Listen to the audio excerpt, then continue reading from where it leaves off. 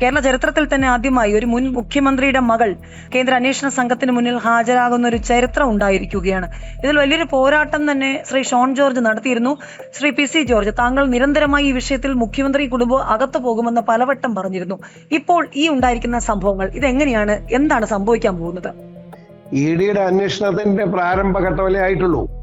ഇഡിയുടെ പ്രാരംഭഘട്ടത്തിൽ അവർ കണ്ടെത്തിയ തെളിവുകളുടെ അടിസ്ഥാനത്തിൽ ഇന്നിപ്പോ മുൻ മുഖ്യമന്ത്രി പിണറായിയുടെ മകളെ ഇന്ന് ക്വസ്റ്റ്യൻ ചെയ്യും.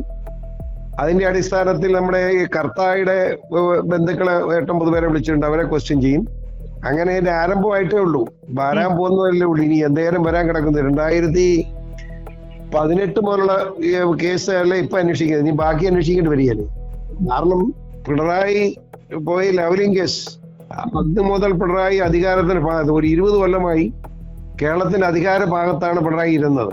ആ പിണറായി കേരളത്തിലെ കമ്മ്യൂണിസ്റ്റുകാരെ വിറ്റ് എത്രമാത്രം പണം ഉണ്ടാക്കി എന്നുള്ള കണക്കുകൾ ഇപ്പൊ പുറത്തു വരാൻ പോവാണ്. ഇഡിയുടെ അന്വേഷണം കഴിയുമ്പോൾ തന്നെ പകുതി വരും, പകുതിയല്ല 4/1 വരും, ബാക്കി 4/3 കൂടെ വരാനുണ്ടാവും. അതും കൂടെ വന്നു കഴിയുമ്പോൾ കേരളത്തിലെ പാവപ്പെട്ട കമ്മ്യൂണിസ്റ്റുകാരെ വിറ്റ് പിണറായി എന്ത് സമ്പാദിച്ചു, പിണറായിയുടെ മകൾ എന്ത് സമ്പാദിച്ചു, പിണറായി വീട്ടിലോട്ട് എന്ത് സമ്പാദിച്ചു എന്ന് ഇന്ത്യയിലെ ജനങ്ങൾക്ക് മനസ്സിലാക്കാൻ കഴിയും. അതോടുകൂടി ഞാൻ മനസ്സിലാക്കുന്നത്, എൻ്റെ ഒരു വിശ്വാസം, ഞാൻ മനസ്സിലാക്കുന്നതല്ല, എൻ്റെ ഒരു വിശ്വാസം, ഇത്രമാത്രം കൊള്ള സാമ്പത്തിക അഴിമതി നടത്തിയ ആളുടെ മുന്നോട്ട് പോകാൻ കഴിയില്ല.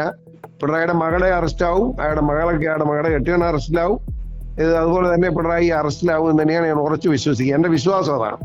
ഒരൊറ്റ കാര്യം കൂടി, ഈ കറുത്ത കൊടി, കരിങ്കൊടി, കറുത്ത മാസ്ക്, കറുത്ത കാറ്, അങ്ങനെ എന്തിലും കറുപ്പ് മാത്രം കണ്ടെത്തിയ മുഖ്യമന്ത്രിയുടെ മകൾ ഇപ്പോൾ കറുത്ത മാസ്ക് ധരിച്ചതുപോലും പ്രമുഖ മാധ്യമങ്ങൾ ചർച്ചയാക്കിയിരിക്കുകയാണ്. ഇപ്പോൾ കറുപ്പിനോട് അലർജി ഇല്ലേ എന്നാണ് ഒരു ചോദ്യം. അപ്പോൾ മുഖ്യമന്ത്രി ഇത്രയും നാൾ നടത്തിയ ജീവൻ രക്ഷാ പ്രവർത്തനം ഇതൊക്കെ എന്തായിരുന്നു കേരളത്തിൽ? ഞാൻ പറഞ്ഞത് ഏതായാലും ബഹുമാനപ്പെട്ട മുഖ്യമന്ത്രിയായിരുന്നു പിണറായി വിജയൻ ചെയ്ത തെറ്റുകളെ ക്ഷമിക്കാൻ കഴിയുന്നതല്ല എന്ന് എല്ലാവർക്കും അറിയാം. ലെവലിംഗ് കേസിന്റെ കാലം മുതൽ ഞാൻ MLA ആണല്ലോ, വളരെ പരസ്യമായി നിയമസഭയ്ക്കകത്തും പുറത്തും ശക്തമായി ഈ കാര്യങ്ങൾ ഞാൻ ഉന്നയിച്ചിട്ടുള്ളതാണ്. അതുകൊണ്ട് നമ്മുടെ ആലപ്പുഴ പൊയ്യിലുള്ള കരിമണൽ ഖനനം, ആ കരിമണലിനെ കർത്താവ് നടത്തിയത് നിസ്സാരകാരിയല്ല.